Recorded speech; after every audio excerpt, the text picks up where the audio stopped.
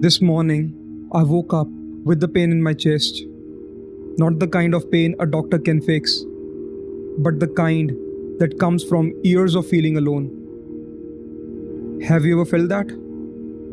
That ache that sits inside your heart, make you wonder if you'll ever be okay again. I have carried it for so long that sometimes I forget what it's like to feel light. But today, instead of running, I want to face it. I want to speak out loud so it no longer controls me in silence. Today, I want to share a part of me that I always fear to admit. As being a motivational speaker and guiding others by showing light makes it harder for me to open up, as there are people who see me as their answers. But today, I have decided to share this part of me which nobody knows, only because it's a reminder not only for you, but for me. If I can fight and come this far, then yes, I can heal. I've spent most of my life learning how to guide others, how to speak words that can heal, how to show people a way out of their darkness, and yet, here I am, realizing that sometimes I forget to guide myself. Sometimes the healer needs healing too. Sometimes the one who carries the light also gets lost in the shadows. And that's why I'm here today. Not to give you polished answers, not to hide behind the mask of a motivational speaker, but to tell you the truth. The truth that I've been alone since I was 6 years old. That I've carried this craving for love, for someone to hold my hand, someone's shoulder to cry on, someone to say, "You're not alone." And not having it, it broke me again and again. But here's the thing, I'm still standing. The pain didn't end me. The loneliness didn't bury me. And if I can stand here with this chest aching, with this heart longing, then maybe, just maybe, you can too. Because this fight isn't just mine, it's ours. And together, we don't just survive, we grow. We grow with pain, we grow with scars, we grow with each breath we refuse to give up. So if you're listening, don't just take my words as comfort. Take them as a proof. Proof that you can fight.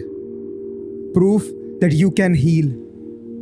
Proof that even in silence, even when God feels distant, even when love feels impossible, you are still worthy of rising again.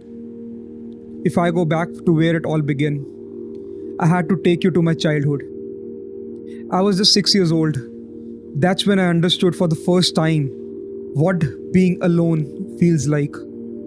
While other kids were out playing, running around, I was sitting alone. I had no friends to play with, to share my laughs or my secrets. I was alone back then. My life was just a loop. School to home, home to tuition, tuition back to home. That was it. I did have school friends, but I never truly shared a bond with them. I don't blame them, but most of the time, I was left out. I still remember a physical education period. When teams were being made, I was always the last one to be picked, chosen only because no one else was left. It might sound small, maybe even silly, but when it happens again and again, it leaves a mark. That silence slowly became my world. But there was one thing that kept me alive back then. My God. As a child, I believed He was listening. He was my only friend. I would talk to Him like you would talk to someone sitting right next to you. And you know what? He answered. He really did. I felt Him. I heard Him. He was the one who gave me comfort when nobody else did. He was my safe place. Whenever I felt lost, I would rush into the small room we had at home, a little gurdwara we made. I would hug Guru Granth Sahib Ji and cry, and he always listened. But as I grew older, something changed. That voice grew faint. The answers stopped coming. And this time, the silence wasn't peaceful. It broke me. Since then, I have carried this wound in my heart, like an ache that never really healed. Because when your only friend, your only protector, goes silent, what do you hold on to? That's where my journey started. Alone, searching, and hurting. You might wonder, what about my parents? The truth is, I never felt their love either. Whenever I cried, I was told not to cry like a baby. Whenever I tried to explain my pain, they saw me as the problem. So that door was shut too. No safe place, no comfort, just me, alone, with the echo of silence. They did what they knew, the only way they thought was right. Maybe they believed toughness would make me stronger. And while it left me with scars, it also gave me the fight I carry today. So I don't blame them. I just recognize the emptiness I felt and the strength it forced me to find. So till now, this longing for hug grew deeper inside me. Growing up wasn't easy. I always had to be there for myself, even till today. I have been the one holding me through heartbreaks, through mental battles, through nights when I felt I couldn't breathe. It's not like I didn't look for love. I searched for love because all I wanted was to feel wanted, to feel seen, to feel heard. But that search only led me to heartbreak. I tried 3 times. Each time it ended with betrayal, with cheating. And after that, my mind started whispering, maybe you're not worthy of love. It's a hard thing to carry, especially when life has been asking you to fight since childhood. The older I got, the louder the pain became. I still remember the first time I had my panic attack. I didn't even know what was happening to me. My chest was tight, my body was froze, and my mind screamed for help. But like every other time, I had to face it alone. At that time, like in many Indian households, depression wasn't something you spoke about. It was seen as a weakness, or worse, as a curse. Nobody around me understood what I was going through. And the hardest truth, you learn to deal with panic attacks by yourself. So I did. I taught myself how to breathe through them, how to calm my body down when my soul was falling apart. That broke me, but it also built me. Because I realized if I could survive the storm inside me, then I could survive anything. Still, what I've always wanted, what I still want, is love. To be held and told, you're not alone. And sometimes not having that makes life heavy. I can't watch couples without feeling like a knife is twisted inside me. I can't read a love story without breaking down. I still remember watching Good Will Hunting. There's a scene where Scene looks at Will and repeats, "It's not your fault. It's not your fault," over and over again. And that simple truth cracked me wide open. Because deep down, I have always carried this belief that maybe everything was my fault. But hearing those words, "It's not your fault," it reminded me of something I want to remind you too. It's not your fault if people left. It's not your fault if love betrayed you. It's not your fault if life broke you. And if I can carry all this pain and still be here, speaking those words to you, then so can you. I still remember the time when I was so broken that I cried to the Lord, begging Him just once to answer me. I told Him I couldn't deal with all this anymore. But as usual, there was only silence. No answers, no sign. So I made a decision. I thought the only way to end my sufferings was to end my life. I sat down, crying, and began to write my last goodbye. Yes, I wrote a suicide note. I even took a knife, ready to end it all. But the moment I was about to do it, my body gave up before I could. I fainted. I didn't know how long I was unconscious, but in that state, I remember hearing voices. They weren't just voices, they were crying. Two voices kept repeating, "What are you doing?" One of them, I recognized. It was my cousin's sister who had died in an accident long ago. The other, I believed, was God. Both of them weeping, pleading with me, "What are you doing?" That moment changed me. It woke something inside me, and that's how GWM was born. That day, I made a promise to God. If I can fix myself alone, if I can fight through this depression without giving up, then I will dedicate my life to helping others do the same. I won't charge money. I won't ask for charity. I'll guide them freely.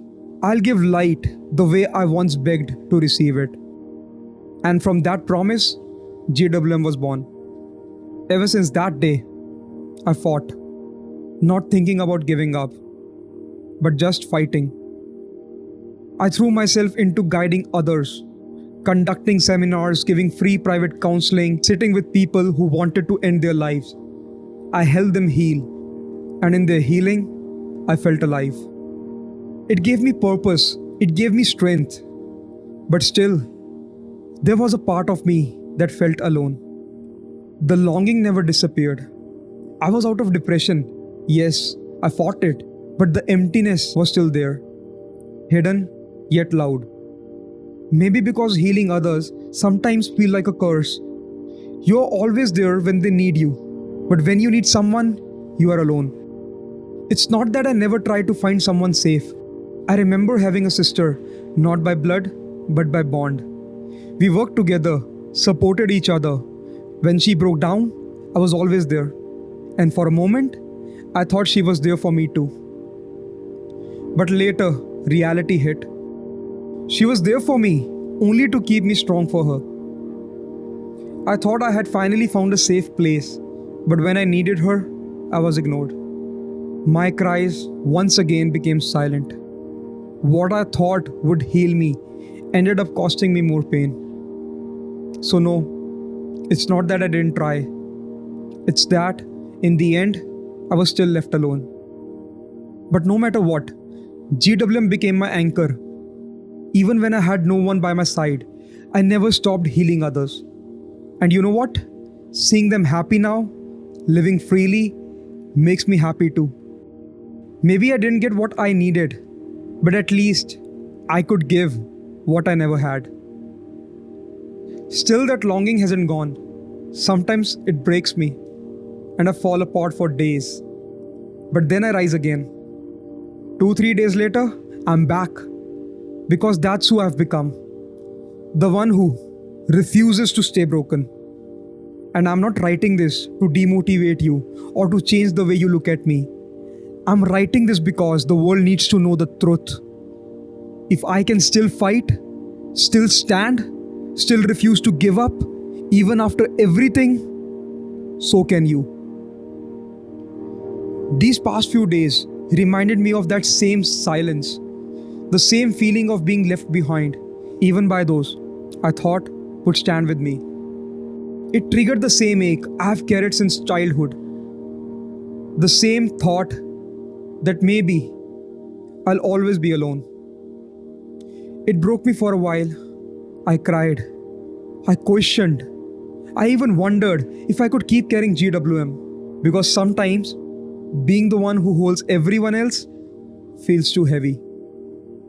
But then I remembered that night when I almost gave up, when I wrote my last words, when I held the knife, and how I fainted before I could end it. How I heard those voices crying out, asking me what I was doing. That day, I promised myself, If I could rise from that, I would rise from anything. So, yes, these days cut me open again. Yes, they left me bruised inside. But they also reminded me that I have walked through fire before and I didn't burn. I rose. And if I rose then, I can rise now. I don't know what tomorrow will bring. I don't know if the longing will ever fully leave me. But I know this: I won't give up. Not today, not tomorrow, not never. Because if I can fight through the silence, through the betrays, through the ache of being left behind, then so can you. So when you hear this, don't just hear my pain. Hear my promise that no matter how many times I break, I will stand again. And so will you. Because we are not just survivors of a pain, we are proof that healing is possible.